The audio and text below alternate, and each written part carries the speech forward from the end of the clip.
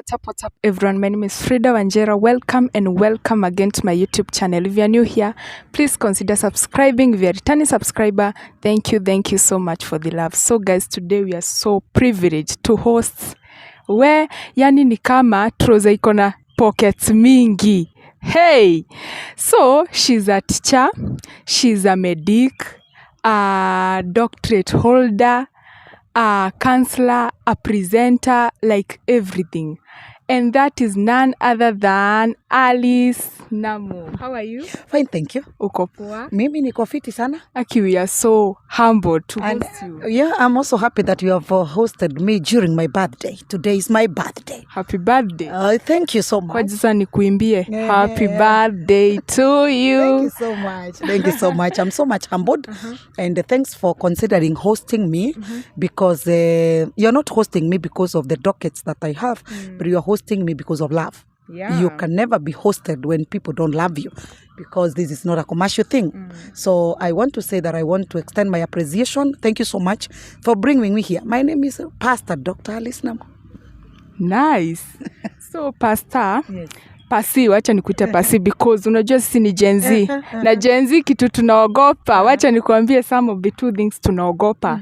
The first thing ni ile message ya unaona ukinunua bundles inakuletea your balance is used up. Hiyo tunaogopa sana. And the second thing tunaogopa ni marriage. And you have an initiative inasemanga marriage works. Hiyo tutaongelelea, utuambie how it works. Yes. So, watu anakujua huku nje, watu kuna mwingine anakujua kama mwalimu, anakujua kama counselor, anakuonanga Kameme TV, anakusikianga tu, lakini hawakujui ndani. So, we want to inspire someone, ama to inspire a soul hapo mwenye anakuonanga tu lakini ajui mambo yenye tu umepitia either good or bad. Tunataka kukujua. So unaweza tuambia umezaliwa wapi, umekulia wapi na umesomea wapi? Good. I am born in Embu County, a place called Kadhundhuma. Ka village kengine hapo kamejiita Dubai. So kwetu kunaitwa Dubai siku hizi. So as we fly to our place, that is where I've been born. That is where I've been brought up. I went to school in a public school called Bukori Primary School. Kutoka hapo nikaenda high school. I want to give a very brief thing about my high school because me, I come from a poor background. Yeah. I don't like people who say they come from humble because humility is not poverty. But I want to say me, I come from a poor background. I come from a poor background. Where sisi nyumba yetu ilikuwa inanyesha, mimi kufukuzwa na school fees, hiyo sasa haikuwa, it was not even something that nilikuwa nafikiria. Ni every time nikisikia kuna fukuzanwa naanza hata kupack because lazima niende. Hiyo ilikuwa tu automatically. Na haikuwa kwa sababu ya balance kidogo. Mimi nikimaliza form 4 nilikuwa na balance ya 17,000 na sikuwa in a boarding school. So you can imagine in a day school with a balance of 17,000, I mean ni kumaanisha 2 years were not paid. 2 years were not paid. But nilikuwa nimechukuliwa boarding school St. Anne's Kiriare here in Embu County, but then wazazi tukaenda form 1 hawangeweza, so tuka opt kwenda to a day school. So nikaenda shule inaitwa St. Christopher Nembure Day Secondary on your way to Runyenjes.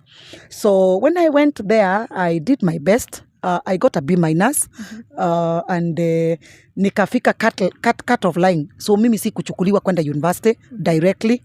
Na ukumbuke nimekwambia nimetoka from a poor background. So coming from a poor background, what do you do?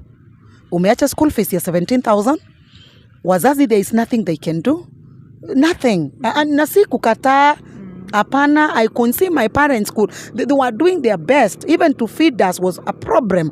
Even to clothe us was a problem because sisi sana tulikuwa tunavaa nguo tulikuwa tunapewa na my late aunt.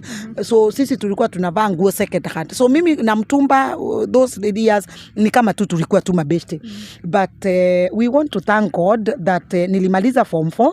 Sasa B- ndio hii iko kwa mfuko na sijui nifanye nini. So nikaopt kwenda kuwa house girl. Nice. So nikaajiriwa house girl for 2 years. Nimeajiriwa house girl kwa nini? Number 1, wazazi wangu hawezi nipeleka college, to be honest. Na nimesema si kukataa, nikuwa hawakuwa na uwezo. I love my parents so much. My father did all the best to make me who I am. I am a proud daughter of my father. Alikuwa anapulizia kahawa ya watu ndio niweze kupata school fees. So my father did the best. My mother alienda vibarua. When people go to our place today and they see my mother as a teacher, because my mother is now retiring as a teacher, wanafikirianga nimelelewa hiyo maisha. My mother became a teacher wakati nimemaliza form 4. Ndio alienda training na akaenda kufunza. So mimi sijalelewa na maisha ya ualimu, hata kama watu wengi wanajua mama yangu kama mwalimu. But now nimeajiriwa house girl. Frida, it was not easy. Nimeajiriwa house girl. Mboma ya kwanza niliajiriwa, hatukuwa tunakula lunch. Sapa ikiisha, hakuna lunch. Mimi situmii detergents. Kuna detergents I don't use. My skin is very sensitive. But sasa ilibidi lazima nitumie. So when I was coming home for Christmas, nilikuwa na vidoda all over kwa mikono. But then I gave myself strength because I knew what I was looking for. And si ati nilinyamazia hapo. After kutoka December nikatafuta kwingine, and I went. So when I went, I worked. Later my aunt akanichukua nikamuuzia duka, and I want to say that God is so faithful. Frida, I want to tell people of your age and the people who are watching us that God is faithful. It's good to wait upon the Lord. Ni vizuri kumngojea Bwana. Kwa sababu after kuajiriwa na my aunt, kuajiriwa as a house girl in Nairobi, nikafanya vibarua. Then God was so faithful in the year 2004. Kukatokea a vacancy in a school called Campview Secondary School. That is where I started being a teacher as an untrained one. During our time, a B- was not a bad grade. So nikachukuliwa. I had done very well in CRE and history. I had an A. So nikachukuliwa and I taught CRE and history until the year 2008 when I joined Kenyatta University. So when I joined Kenyatta University, I want to tell you it was not easy. Ilichukua karibu miaka 6 ndio nimalize shule. Kwa sababu hakukuwa na pesa. Saa hiyo nimejiingiza kwa familia. I'm already in marriage. Kwa nini niliolewa? And I want to talk this to girls. Frida, mimi si kuolewa kwa sababu nilitaka kuolewa. Niliolewa kwa sababu nilifikiria my husband can be more wealthier than my parents. So nikaopt wacha niolewe. And I want to tell girls, wacheni kukimbilia ndoa. Wacheni kukimbilia marriage. Kuzaa na mtu si kumaanisha uolewe. Sababu zingine ni mchezo. Girls, I would want to appeal to you. Maisha ya ndoa kuianza ukiwa mdogo vile mimi. I started marriage at 21. And that is why I'm an advocate that marriage works. But I want to say, haijakuwa rahisi. At 21 years, umeanza kuzaa. Because when you get married, during our time, si kama saa hii, nyinyi mnaolewa na mko na option ya kukaa mwaka mmoja, miaka 2. Sisi, every pressure was on your neck. I mean, when you get married after like 3-4 months, we want to see you pregnant. So I got my babies, na watoto wangu walifuatana, and I want to say it was not easy. It was not easy. So nataka niambie wasichana na vijana, tafadhali, take your time. Don't just get into marriage because of your issues of family. Usiingie kwa ndoa ati kwa sababu kwenu kuna shida. Ngangana. Sometimes I say, heli hata ningekaa kwa house girl, maybe the next like 2 more years, other than opting for marriage. You understand? Not because my marriage has bothered me, but I'm already tired. You can imagine, I'm now 19 years in marriage. Unaingia kwa ndoa when you are so young. Unaanza kukari responsibilities za ndoa when you are so young. Hata hujui upatie familia nini, hata hujui. That time I'm working as a UT, mshahara niliajiriwa mimi mshahara ya 2,000. 2,000. A house girl was being paid 2,500. But you see, kwa sababu ya class, nataka sasa nitoke kwa kuwa house girl, nikuje nikuwe mtu ambaye akona kakazi kana heshimika. Iliopti sasa niache kazi ya 2,500 nikuje nikuwe mwalimu, which was also misguiding. That was misguiding. So ningetaka kuambia the young people, choose and do work that is available. Hapana chagua. Hata kama uko na degree, enda mjengo. Mungu atakutoa huko, don't worry. Uza smoky huku, uza mandazi, we started from there. And here we are now with the titles. Here we are now with the dignity. Here we are now that we are respected. When we go to places, they must recognize our presence. They can't ignore us. So what I want to say that nikakaa UT, nikaingia, nikakuwa mwalimu for all that time, but in the year 2011 nikaquit. Kwa nini niliquit? Kwa sababu mimi teaching haikuwa career yangu. Ilikuwa ile career mimi nili afford. It was not my career. Na because hiyo ndio nili afford, ndio nilifanya kwanza. And people ask me kwa nini haufunzi? But I want to say mimi sikuwa na mwito wa kufunza. I must say this. Na ndio maana nataka kuongelesha wazazi. Niwaambie, don't push your children to doing courses that you love. Usipush watoto wafanye courses ati kwa sababu wewe ndio unapenda. No. So mimi nilifanya ualimu and I dropped it. I don't even think about it. But then in the year 2011, then I joined King's Medical College in Nyeri. Ilikuwa Mr. and Mrs. the late Dr. Njue, the government pathologist. So I joined there as their I was their marketing manager, and I did that work up to around 2015, no, not 20, but 2015. And that is when I did my diploma in counseling. I love counseling. That is my work. Actually, anything else is a by the way. Why do I love counseling? Because one thing I know is if I fell in good hands of counseling, as much as you are feeling those titles, I should be higher than what I am today. If I fell in hands that could show me the way. I also love charity work. So when I did counseling, I also started doing charity work. Kwa nini nafanyanga charity work? Ni kwa sababu mimi ningepata mtu wa kunifunza vizuri, singekuwa vile niko. Me, I'm very sure I would be holding a very high position in this country. Very high position. But kwa sababu sikupata mtu, sikupata mtu ambaye angeniambia wacha nikulipie school fees. So hata kufukuzwa, I will only apprehend or recognize one family ambao walikuwa napea my mother 1,000, 2,000 nikifukuzwa. So mimi sikupata watu ambao wanaweza simama na mimi the way mimi nimesimama na watoto, because Frida nimefunza watoto 42 children wamepitia kwa hii mikono yangu until when I left media, because I'll give you a story of how I joined media. So the year 2015 I did my diploma in counseling, and hiyo nikasikia sasa this is now my place. So I started doing counseling, and that is when I joined the first media house that time, 2015. So all through now from that I've been in the media. 2017 I enrolled at MKU for now clinical medicine. Now that was my course. That was now my course. I wanted to be a doctor kutoka kitambo sana. But then mwito nayo ni tofauti. My desire was to be a doctor, but God wanted to place me in the ministry. So I do pastoral counseling. I also do psychological counseling. So why did I do medicine? I did medicine because sometimes clients wanakujanga kwako na una realize this is a medical case. Huyu si mtu wa kuweka ati ukiongelesha. So what I do, I am able to weigh, I'm able to test. Huyu anataka psychiatrist ama anataka psychologist, because those are two different things. So I don't waste time for my clients.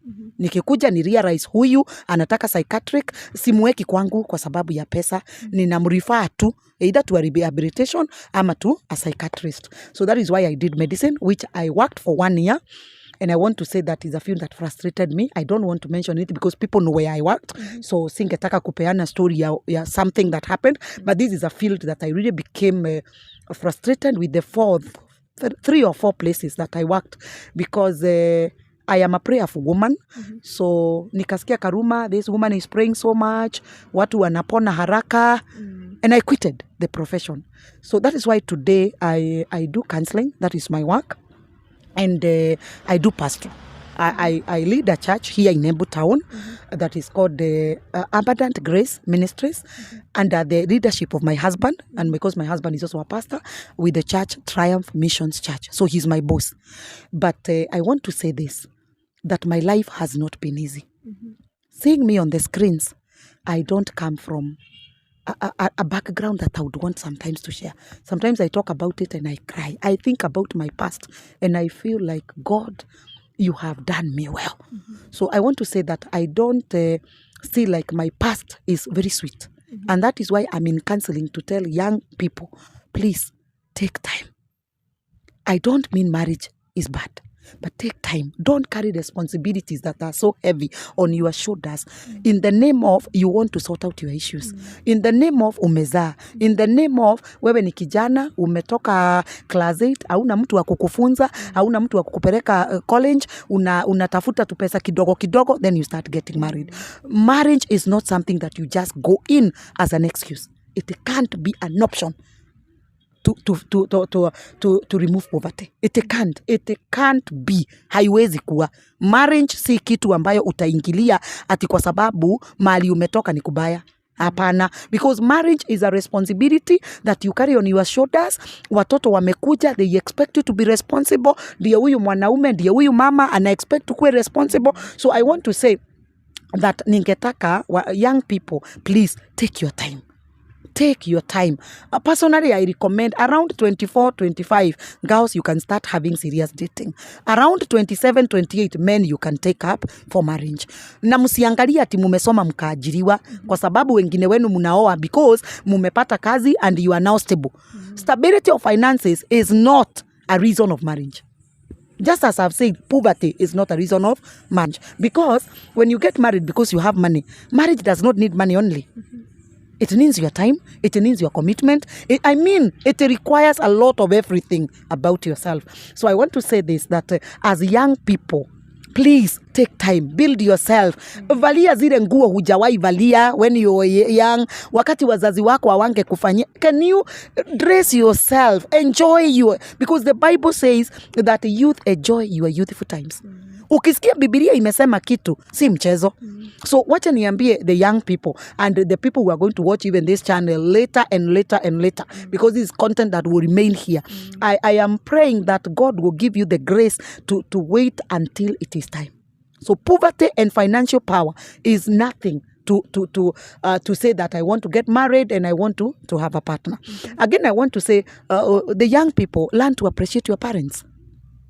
I have told you my parents were poor that time, but they did everything. Lakini wanalika, they are there and they see like their parents are not doing anything for them. Let me tell you, parents, we work really hard. Apart from wale kutoka kitambo si responsible. Parents do great things. Hata kama aliweza kuwapatia chakula peke yake. Hata kama aliweza kuwapatia karoom kamoja kakulala. Appreciate your parents. And today, one of the reasons why I work is for my parents. I work for my parents. I work for my family, but I also work for my parents. Because I know they gave me food. Hawakuniachilia. As much as nilipewa nguo za kupewa, hawakuniachilia. Walinipeleka kanisani pia. Walinishikilia. I have good manners. You know, even that discipline that they instilled in me. That is why today I am who I am. So ningetaka kuambia young people, please recognize your parents. Wale tuko na wazazi, hata wale waliaga. Usiseme mzazi alikuachilia. They did their best. Hata kama ni hiyo getheri walikupatia. Hata kama ni hizo nguo za kupewa walikupatia. They did their best. Number 3, please, let us build ourselves. Let us build ourselves. I need to tell you, Frida, that the government has very little to do in your individual growth. Individual growth. Because kama sasa si ni watu wamepata makazi, their advertisements all over, they are all over. Yeah. But then, if you don't have the qualifications, you will not go. You understand? So I want to tell the young people, for you to have negotiating power, build yourself first. Not say luku zile mnapiga hapa ati sababu umevaa kiatu ya 3,000 you think you can make sense. No, you don't make sense because of how you are dressed. No. You make sense when you have power to change an environment. You understand? So it doesn't mean because umekuja college umeweza kujinunulia kiatu, umepiga luku, mfuto ni mzuri, sijui nini, and then you think you are making sense. No. We don't make sense because of that. The reason is why I'm in many media houses is because of my content. Not because of my beauty. No, not because of my dressing. Yeah. No. Not because of my friendship with the people who are in the media. I'm in the media because of my content. So I would want to talk to the young people and tell them, if you have to keep yourself relevant in every ministry, then you have power to change. You must have knowledge. So can we build ourselves tupende masomo? Yeah. Hii mambo ya biashara, sijui betting, sijui nini, hizo vitu visanga mnafanya sababu mnataka kutajirika so fast. Take time. The longest route is more safe. I don't mean shortcuts don't work. Yeah. But most of the times, the longest route can make someone the way we are. So I want to tell people, I have no problem, but life is not about luck. Life is not about luck. Because you are wasting you people a lot of money in these, these issues. Munawekelea, sijui game gani. Now, if you don't win, na ulikuwa ushapeana ile pesa yote mzazi amekupatia, especially when you are in college. Now that is when you are going to drugs, that is when you go to alcohol, that is when you go to funny things. Tungoje, let us be patient. I would want the young people to be patient. But one thing I want to tell the young people is going to be young. Sometimes I go to church, I see how young people are singing and I say, oh, I wish I was young. Yeah. I love young people. And that is why for the young people who consult me for my content, I do it free of charge because I love young people. I love growing young people. When I see a young person with an initiative of growing themselves, I don't get tired to make them grow. I would want to see you, Frida, in the 10 years and I would say, at least I participated in your growth. At least I participated. Because nimekwambia, apart from one family, mimi sina mtu alisimama kwa maisha yangu. Wazazi wangu walingangana. So that is why I say, for me to see one youth standing up and nikimuona ninasema huyu, kuna wakati nilimpatia content na ange nilipa, sababu hata ningemlipisha ange kuwa na hiyo pesa ya kunilipa. You understand? So I really love young people. I love seeing them grow. That is why the Gen Z, they are, I love them so much, but I don't want them dead. That is something that is hurting me much. Losing a young life. Oh, this is something I hate. It's something I hate because I know our future is grown by the young people. So I want to pray that the young people will grow. They will experience the goodness of the Lord. And I pray that patience will be their portion. I pray that they will take their life the way they are today. Hata kama leo maisha si mzuri sana, kesho maisha itabadilika. Kama yetu ilibadilika. Tukatoka kwa nyumba zilikuwa zinanyesha. Sasa saa hii kwetu unatoa viatu ukiingia. Young people, God changes things. But God will change hardworking. Lazima mtu wa Mungu aone mtu hardworking, mtu anajitolea, mtu resilience, and someone who is ready to move. So otherwise, there is me, and people sometimes don't believe my story, but that's my poor background, and I'm proud. So, tunataka kuenda pale kwa pastoral. Yes. So umetuambia we ni pastor. Yes. And your husband bado ni pastor. Sasa unaweza taka kutuambia sasa kama sisi the young people ama sisi wana ladies, young ladies, what are some of the challenges kuwa bibi ya pastor? Oh my. Now, where do I start and even where do I end? I tell you, being a pastor's wife is a great blessing because most of the times, unless a pastor is not born again, you experience some peace that maybe some other women will not experience. But I want to say this. One of the things about getting married by a pastor is that you are married by a man and married by the church. Yeah. So until when I sat down and decided to make my own decisions, the church was controlling even my dressing. I wouldn't have put on like this immediately I got married. No, I was not putting on trousers. But when I grew and I said, it's my life. I didn't get married by the church. I got married by a man. So getting married by a pastor is not something people... I see like people admire it, which we have no problem, but it's a journey. It's a challenge. You become a mother to your biological children and you become a mother to the church. And the church expects you from Monday to Sunday, you become an angel. Sure. Hata wakikukosea, unanyamaza. Unajua watoto wako wakuzaa unachapa. Sasa wa kanisa hautaongea. Na ukiongea unaambiwa unafukuza watu kanisani. Sometimes again also, you don't get pastors sometimes they may not give you the time that you need because many pastors like they are married to the church. So unakuja unapata isipokuwa Mondays which is their off day na hata hiyo akiwa nyumbani bado ni kama hako job because calls are coming, oh pastor.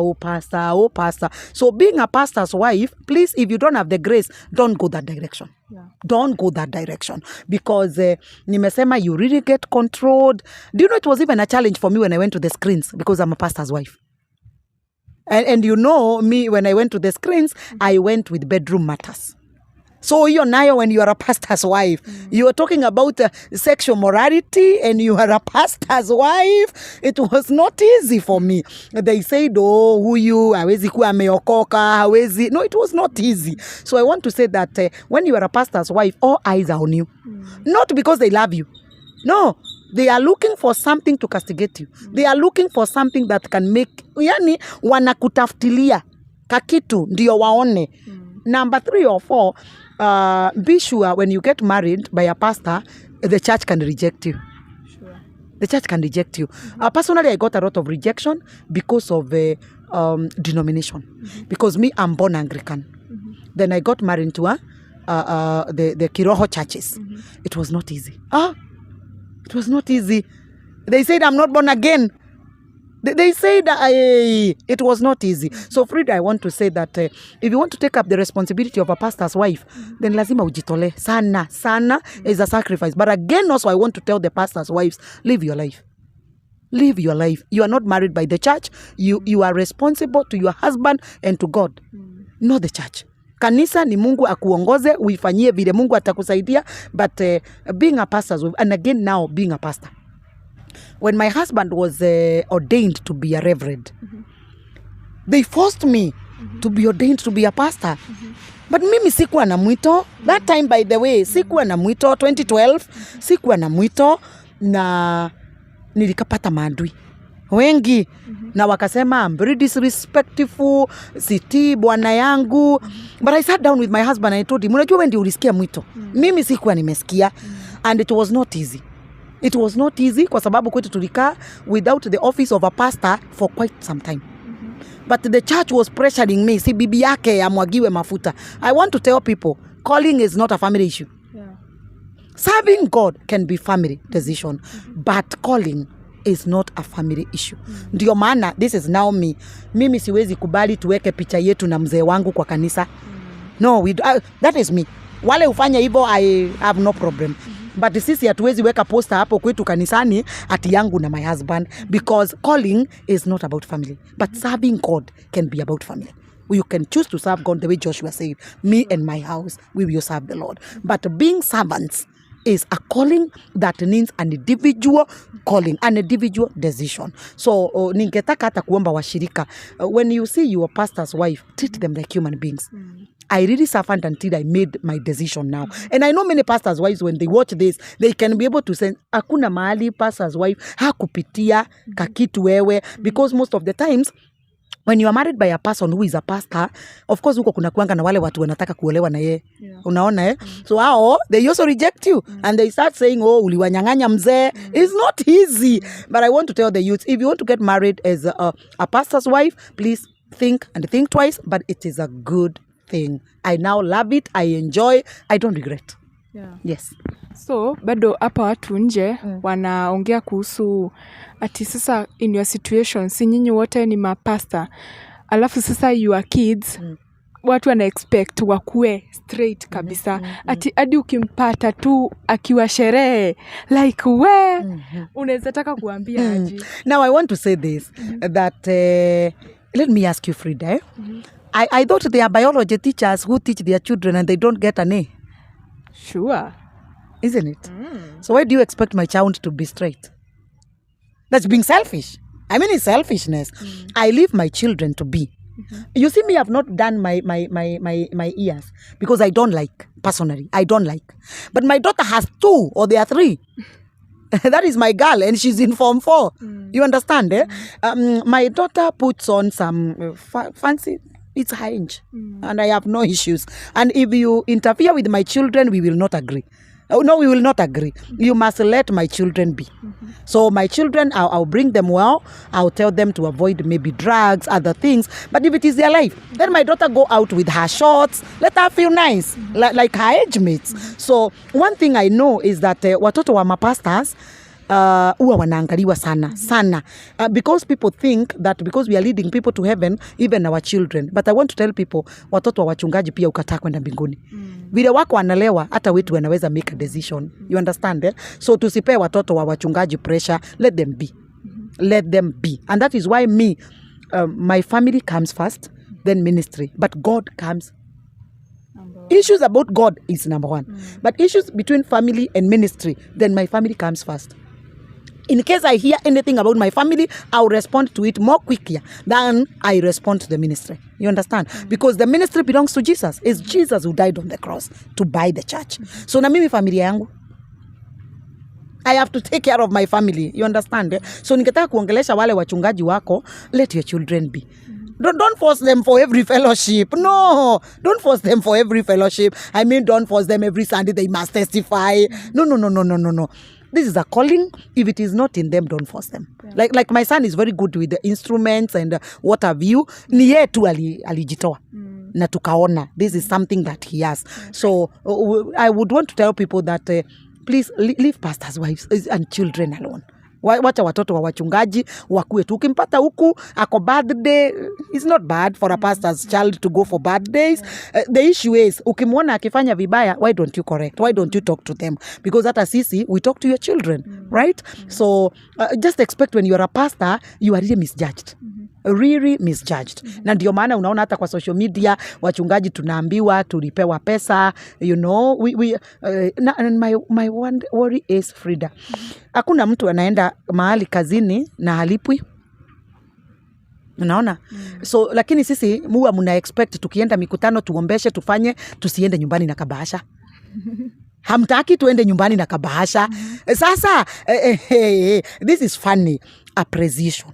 You understand? But what I need to say is that sober pastors, we need to stand and pray for the government and pray for our children and everything. That is why this time when there were issues, sikuwa side yenu na sikuwa side ya serikali, I stood hapo katikati. Niwaombe na niombe serikali because that is my responsibility. But I also give my views, of course, because I went through the finance bill, I went through what Gen Zs wanted, and I reasoned also. So kuna parts I supported the government, there are parts I supported the Gen Z. You understand? So always you watu. But what I want to say is that pastors tusimame tu kwa katikati. But mchungaji akienda mkutano waombeshe, kupewa kabahasha si mbaya. But don't fight any side. Yeah. Because Gen Zs are our church members. The government are our church members. And the Bible says, let every living thing worship the Lord. So if a politician comes to my church, what I will control is what he says. But I will not, I have no problem with them coming and worshiping with us. Yes. How is the media industry? All right, media industry is a good place. I love media. One, it has exposed me. I've worked in various media houses. I started with the Mbugi TV. That was my first media house. I went to Mount Kenya. Mount Kenya TV was hosting me severally.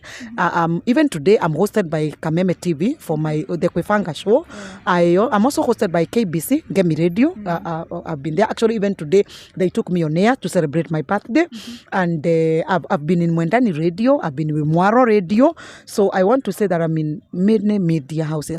I was also in CAC. CAC is a TV station for the PCA.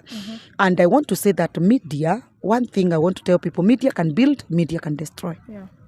Media can build, media can destroy. So you must trend well. You must trend well. Ukiona kama ka popularity kako kameanza kwenda juu, unapura out kidogo. Because the moment you go at the peak, they can hit you. Media can hit you badly. But media can lift you. So I will say that those who want to do media work, like being presenters, like being wale watu wa camera video, is a good job.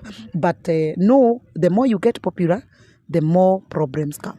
In media, is the higher you go, the hotter it becomes. It becomes hot. Because popularity nayo, like me today, I get issues about politics. Ni kama huyu anataka kusimama. There are those rumors that I want a woman representation. And I was telling them, if I would need it, I will say. I will not vibe because of I'm a media personality. No, I'll vibe because maybe I'll feel I need the position. But for now, I don't feel that like I have any political interests. No. But now when you become popular in the media, people associate you with the politics. Sasa mimi unajua niko kwa media and I'm doing charity work. Sasa hizo mbili they make people huyu anafunza watoto ndio aweze kutunini. So I don't have political interests in terms of contesting for a position.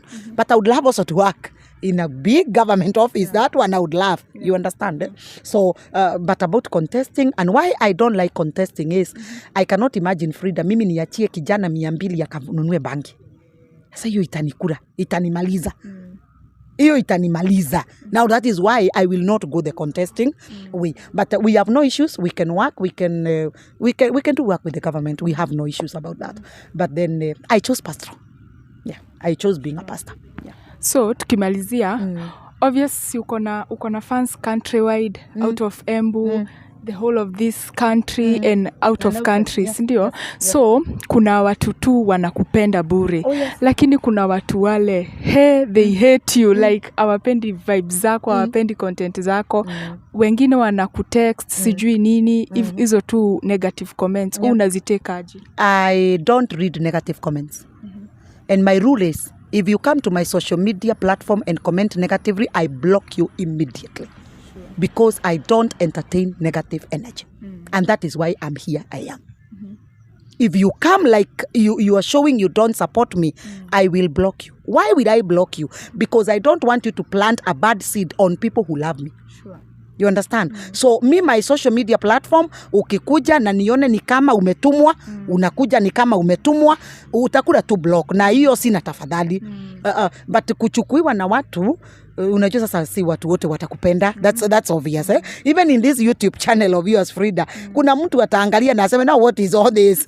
Hatasikia anything by the way. So what I do and why I'm here, I am. Personally, I motivate myself. When I wake up every morning, Frida, I go to the mirror and I speak to myself. And I tell myself, Alice, you're going far. Alice, you are more than a victor. Alice, you have good content. Alice, you are used of the Lord. Sasa mimi nikitoka huku nje and you start telling me that I'm not used of the Lord, I will not listen. I already spoke to myself. But I want to say haters are there. Haters are there. Sana sana wale wanakuhate kwa sababu ya growth. Kuna watu wananijua background yangu. So wanauliza huyu msichana na tunajua background yake amefika hapa aje. Unaona So kuna wale hata hawata tune in. Kuna wale wakiingia kwa Facebook page yangu wanataka kuweka uto tu vitu. But unakula tu block. Hiyo mimi sitakuruhusu. Because if you entertain negative energy in the name of, when we block people, they start saying that we don't like criticism. No, me, you must criticize me positively. You understand? Like when we view this, if I want to criticize you, Frida, I will come and tell you next time, do a shorter or a longer. That is positive. Lakini nikikuja nikwambia, I don't know, why did you make your hair like this? It doesn't. What is the relationship between your hair and content? Basi hakuna, si ndio? So kuna wale watu tu wanakuja just to make you feel bad. So sitakuruhusu, I'll block you and I'll forget. But I love my fans. My fans are more than my haters. That one I am sure. And they are all over in the world. People view me from different places. And I'm happy. That is why I work hard on improving my content. Every day I want a new content. Every day I want to do a good post in my social media platforms. Because I've realized many people who follow me and they are the ones who love me. Wale haters ni kidogo kidogo tu, si wengi. So don't concentrate with your haters. Even you as you grow, usikubali kuruhusu your hater apate opportunity ya kukusumbua. Don't entertain. Ukiona ni kama huyu anakula tu block. Utamrudisha baadaye kama atakuwa na tabia. But because there are people who are there to intimidate you, to shame you, to make you feel useless. And when you entertain that, the Bible says faith comes by hearing and hearing. The more you continue reading negative posts, the more you start hating yourself. Hata ulikuwa unatengeneza show every day, unajipata unatengeneza once a week. Kwa sababu kuna mtu alikudiscourage. Don't allow discouragement. Encourage yourself and you must understand the people who love you are more than the people who hate you. Wow. Yeah. Thank you so much. Wewe tumelearn a lot. Kama sisi wenye tunakupenda, like tumelearn so much na tumekujua sana. Na najua hata tukikuita tena si utakuja. Sana. So thank you for coming. Tunataka utupe parting shot yako, alafu kwenye unapatikana for either counseling sessions na mtu tu anataka kuongelesha. Good. If you want to talk to me, especially the youths. Youths, I tell them, just WhatsApp me. If you have an issue you want to share with me, just WhatsApp. You record a voice recording, and I will respond. If I want to see you, I will look for time so that I can talk to you, or I will use my phone and I'll call you. So through my number 0728 536 043 0728 536 043. This is my number, and it is not picked by anybody else unless I'm in a meeting. My PA will do that. But as long as I'm the one with my phone, I'm the one who responds. Nimeweka pattern ya simu yangu kila mahali. So my content and the information of my client is well protected. So wangu huwezi ingia WhatsApp vile unataka, because that is where the content of my clients is. So especially the young people, they can reach me out, we can discuss a few things, and I know the Lord is faithful. I am mostly in Kajiado County, that is where I am, but weekends I'm in Embu. But anywhere, we've visited people very many places. Like now, the whole of this month now, being my birthday month, I'm doing a free offer for suicidal thoughts. Wale watu wamefika mwisho, wanasikia, oh no, this is too much. I'm giving an offer. If you're feeling that umefika mwisho, just talk to me. I'm giving just a free offer during my birthday month. So that I can reach out, niambie watu hata sisi tulifika hapo, lakini hatukujiua. Tulifika hapo, lakini hatukuenda kwa pombe. Tulifika hapo na hatukuvuta bangi. Tulienda hapo na hatukuenda kwa umalaya. We took ourselves, tukajishikilia. So hata wewe usiende uko ukifikiria unajisaidia. Maintain yourself, because the future needs a sober person. Imagine kama ningeingia kwa pombe. Imagine kama ningeingia kwa mandawa ya kulevya. Imagine kama ningejichukia niingie huko kwa umalaya. Singekuwa hapa. So ningetaka kuambia wanarika, the youthful times may be tough, but the future needs a sober mind. Future needs soberness. In my Facebook page, Marriage Works by Alice Namu and Alice Njiro. They can also follow. I will appreciate. Thank you so much for coming. Tumefurahia sana. So guys, that was Pastor Dr. Alice Namu. See you again.